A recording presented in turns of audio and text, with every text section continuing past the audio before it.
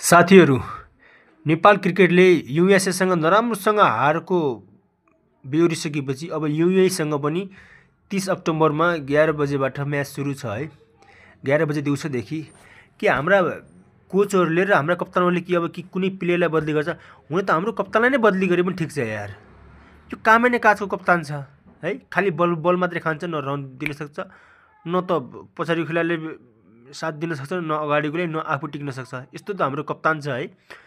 अब यस्तो अवस्थामा के होला त हाम्रो क्रिकेट टिममा? तपाईहरुलाई के थाहा छ? अब 30 अक्टोबरमा युएईसँग म्याच छ। के जसरी युएसएसँग ओडिआईमा हारे त्यसरी कि युएईसँग हारे भने त यो त ठुलो बेइज्जत हुन्छ त यार। एकमा 11 बजेदेखि लगाएर तपाईको साँझको 6 बजे म्याच हेर्नु छ है, सारा कामधन्दा छोडेर।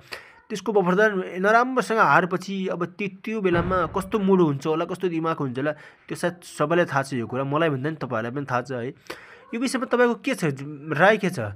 के 30 अक्टोबरको म्याच पनि के हार्ने हुन्थे नेपालीहरूले कि जित्न सक्छन्? फटाफट कमेन्ट बक्समा भन्नुस्। मेरो त दिमाग सट्किएको छ। हिजोको नराम्रो हारले तपाईहरु के भन्न चाहनुहुन्छ भनिदिनु होला।